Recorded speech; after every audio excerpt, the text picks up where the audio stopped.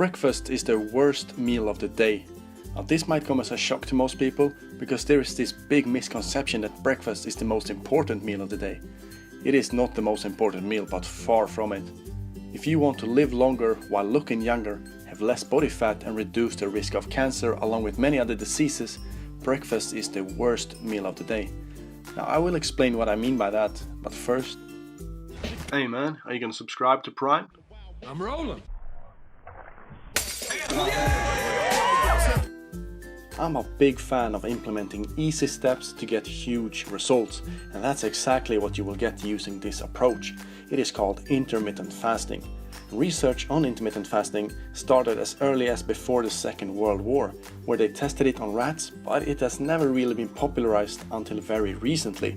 And their research proved that rats increased their lifespan significantly and were less likely to develop cancer. They also found that rats brought up on intermittent fasting grew perfectly and had less body fat than other rats.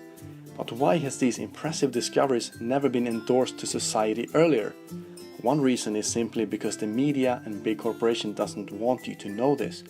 Intermittent fasting doesn't cost a thing, and corporations find it hard to make money from it. If the food industry endorsed intermittent fasting, it might as well run out of business.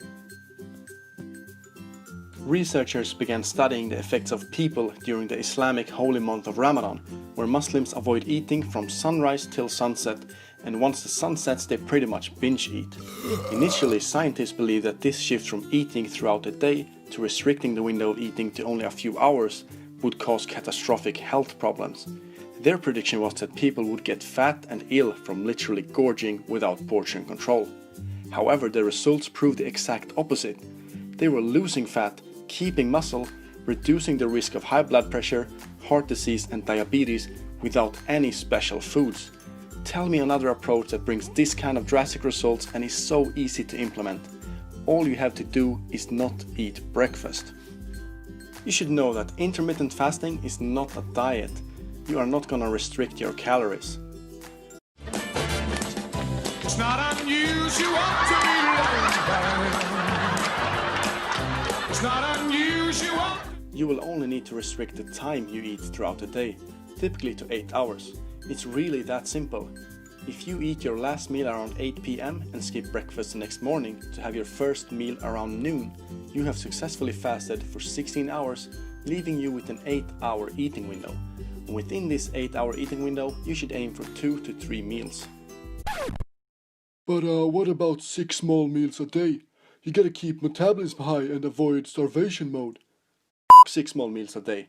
If you eat 2,000 calories within 6 small meals, compared to eating one huge meal of 2,000 calories, you will still burn the same 2,000 calories.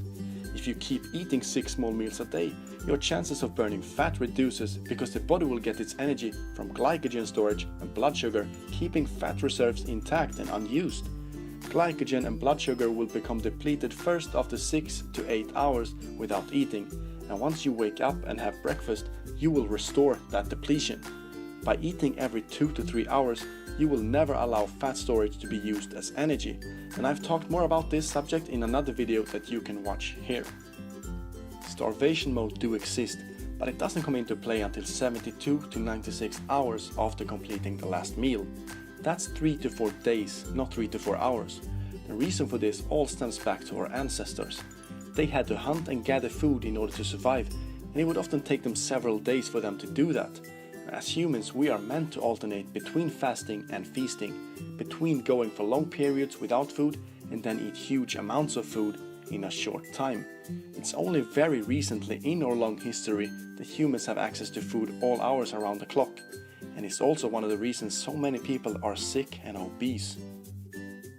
Intermittent fasting also has incredible effects on releasing natural human growth hormone, and Dr. Michael van der Sheldon talks about this on his fantastic YouTube channel, which I will link in the description. Human growth hormone, also known as the fitness hormone, is responsible for a number of health benefits such as fat loss, muscle growth, longevity, anti-aging, healing, cell repair, amongst others. And we have known for a long time that when we sleep, that's when we release most of our growth hormone. And this is because insulin and human growth hormone are indirectly related, and when insulin is elevated, you cannot release human growth hormone. Insulin is only released after you've had a freshly consumed meal. Now, when you sleep, you haven't consumed a meal for some time, and the insulin drops, making the body release human growth hormone. Now, what's so special and unique with intermittent fasting is that you expand the time of fasting, which allows significant amounts to be released. I'm not talking about 50 or 60% increase, which would also be fantastic. I'm talking 1,300% for women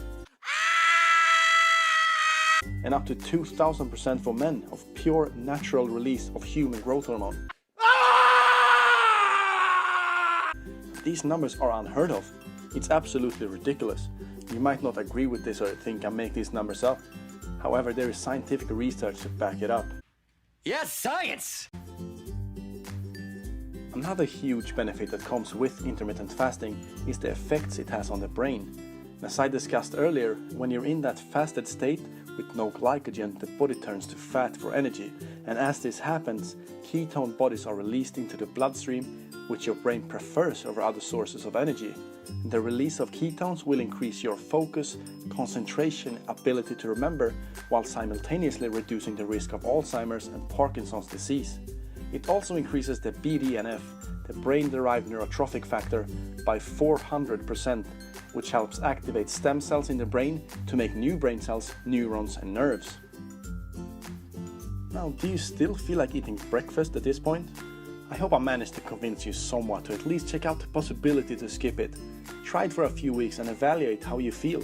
It will be tough for the first week or two, but once the body gets used to it, you won't look back. If you enjoyed this video, give it a thumbs up and make sure to subscribe to keep yourself primed.